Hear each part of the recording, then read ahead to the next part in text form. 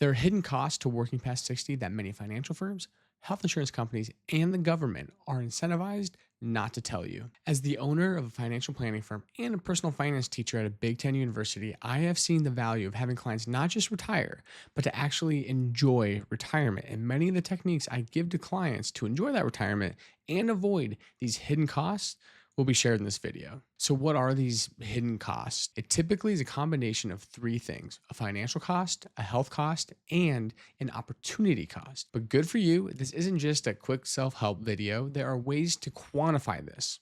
Let me show you. Stick around to the end because I do have some important caveats you should know. The first hidden cost: financial. Here's a client example. I changed the names, but the figures are accurate. Jeff and Jill are both 63 and have worked hard their entire life and now want to spend more time with grandkids, travel, and do other things. But Jeff's job doesn't give them much freedom and are thus limited in their ability to travel and see family. They're scared of being a burden to their family financially and want to wait until 65 to retire 2 years later because they think their medical insurance will be a ton of money. They have about 1 million saved up in retirement accounts, and Jeff has a pension to accompany his retirement. So I did some math for them. By working those 2 extra years, saving more for retirement, and delaying withdrawing from their portfolios, their estimated monthly income was only $600 more per month. Yes, only $600 more per month. Don't get me wrong, $600 per month isn't nothing, but they easily could have afforded to forego that $600 per month to live a joyful retirement, seeing grandkids and traveling. So, why would it not be a much larger figure? Well, this is because of the financial cost, because you are foregoing some time sensitive and powerful financial planning strategies, such as Roth conversions. Your early to mid 60s are a prime time to implement these strategies that can drastically reduce your lifetime tax liability, typically in the hundreds of thousands of dollars. That's not being hyperbolic. I typically see this saving hundreds of thousands of dollars over the course of someone's lifetime in taxes. The goal is to implement these before RMDs and with a diversified asset location, not just allocation, but asset location, such as how much money is held in a taxable brokerage account and when to take that money out. Now, you may be wondering why you haven't heard this before to retire early and start withdrawing from portfolios. Well, it's typically because most financial advisors are great at accumulation. That's pretty easy, but they aren't great at decumulation, otherwise known as withdrawing money from your accounts. Strategically withdrawing money from your accounts and accounting for taxes, Social Security, other goals, it's actually not very easy. So if other financial advisors are just salespeople for an investment company, why would that company want their advisors to have people take their money out early? They wouldn't. Here's the second cost: your health. Picture this: you're getting up early to work and you're 60 years old. You have to go into the office early because one of your younger employees dropped the ball on something, and you now somehow have to fix it, all while doing your own work, all while hitting deadlines. Oh, and you'd better have enough energy to be happy at your grandson Jimmy's baseball game this evening. Imagine a second scenario: you're able to wake up, hit the golf course for some social time and exercise, then joyfully yell at the umpire at Jimmy's baseball game later that evening. Which one sounds better? Obviously, scenario two sounds better, but that's not just theory. The science actually backs that up. A recent study in the Journal of Social Science and Medicine found that for every additional year of early retirement, they saw a reduction in cardiovascular disease for men and women of 17% and 29%, respectively. That's massive. Heart disease is the number one killer of Americans right now. Most, on their deathbed, wish they would have spent more time with their family. If your job is taking away from time with your kids and grandkids, you could literally extend that family time on both sides of your life. Years now by retiring early, and years later by living longer. Haven't heard this data before? Well, not to be conspiratorial, but why would healthcare companies who make more off of people being unhealthy publicize this information? Is it any surprise that you don't see stats like this blasted all over the TV? I don't know. I don't know, but I'm just connecting the dots. Now, we all know some people who retire early and their health actually declines. This is because they are likely inactive, living sedentary lives. Luckily, my clients, and probably you who are watching the video right now, want to be active in retirement and not sitting on the couch all day. So I don't think that's going to be an issue. The third cost: opportunity.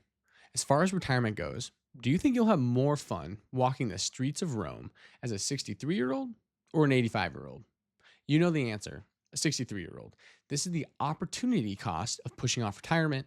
And just so you recall, opportunity cost is a fancy way of saying you're missing out on something. In fact, there's a financial planning concept called go, slow go, and no go years for retirees. This strategy uses empirical evidence to show that retirees are active in their early years of retirement when they have the energy and stamina for it. But when they traverse the slow go years, they aren't as nimble and slow down on travel and experiences. This is usually in the mid 70s.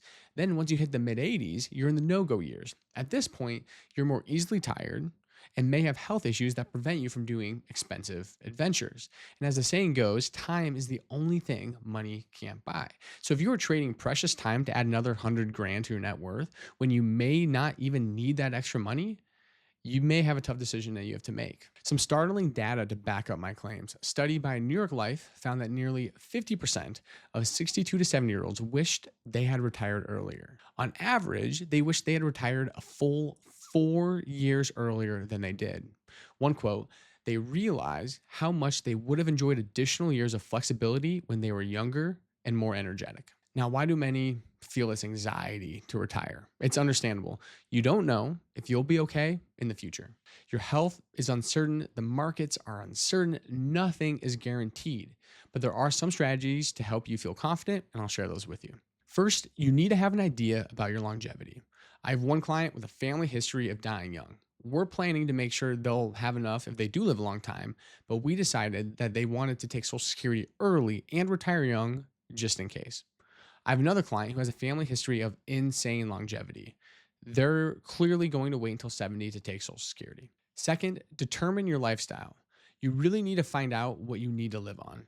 You can do this in two ways. You can track every single expense, or you can back into your lifestyle. Tracking every expense is actually pretty helpful at times, but I can give you an easier and less time extensive way to figure out your lifestyle. To back into your lifestyle expense, you'll need the following data. You'll need your gross income first. You'll need your yearly savings, and this is in both cash and investments. You'll need to get your debt payments. Okay? You'll need to track your taxes. You can find this on your 1040 line 20 for federal taxes, and then look at your individual state.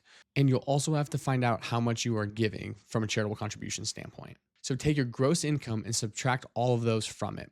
This will give you an idea of what your base lifestyle expenses are. If you want to continue giving in retirement, add that back. If you will have some debt in retirement, add that back too.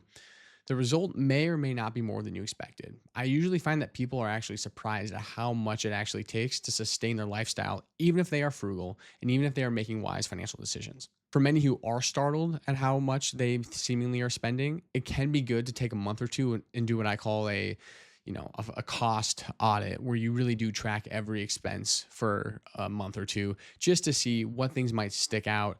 Oftentimes people realize that they're going to Raising Cane's more often than they would have expected. Oh, that actually just might be me. Third, you really need to look at what gives you joy. Is it family? Is it being active? Is it catching the Tuesday movie matinee, cruises, camping, a combination of all of those? You actually really do need to start thinking about what you want the next decade or two to look like. I have a client who wishes he and his wife to move to a beautiful lake, but they don't know for sure if they'll actually enjoy it. So they're actually going to take maybe a year or two of renting at that lake to make sure they really want to put down their roots and live there throughout retirement. Fourth and last, how to withdraw your money. You will need to dial in your Social Security and other tax reduction strategies like Roth conversions. Those can be quite advanced when you start accounting for every other piece of your life. And that's kind of what people pay me the big bucks for. But one withdrawal strategy I can help you with quick is the 4% rule. So research has shown that historically, you could have withdrawn up to 4% of your investment portfolio, increasing that for inflation and invested correctly, and not run out of money over any 30-year period throughout the time of the US stock market. So if you have $1 million in your investment accounts, you could withdraw up to $40,000 per year and increase that by inflation and not have run out of money over a 30-year period. Now keep in mind, this doesn't account for taxes, which is why retirement planning gets complicated and why it can be worth it to outsource this part of your financial life. For my clients, I utilize a strategy that's similar to the 4% rule, but I add in a technique called guardrails. This allows for being able to take out more throughout retirement in the form of raises when the markets do well, but also pay cuts when the markets tank. We run someone's retirement through historical scenarios. There are times when 4% is honestly way too little, and the client could have taken out much more throughout their entire retirement. I'll put a link in the research to this guardrail strategy in the description below. And here's my last section, caveats. So here's the first one. For some, working is life-giving and they have the energy to do things with family and friends. If that's the case, then maybe you should continue working. Working can be good, and retiring may not be the right option if you really are getting a lot of life out of working. And this is situationally dependent because oftentimes, if your family's a long ways away, it takes more time to go travel. But if they're all in the same city, it might be easier for you to keep working and still see your kids and grandkids. Another caveat, maybe you need a part-time job. So a part-time job is the best way to bridge the gap. Perhaps you don't want to work full-time, but not working at all would be too challenging financially or maybe even emotionally. This can be a great option, but you want to be wary of something called the earnings test. I have a video somewhere on the screen that you can click on to learn more about that. Basically, if you earn too much while taking Social Security, you actually can lose some of your benefits to Social Security. It's more complicated than that, but you want to be mindful of it. I find that most retirees have not heard about the earnings test before they retire. And the last caveat, some people truly can't afford to retire early. They need to keep working in order to boost their savings and support themselves during those go-go years I mentioned before.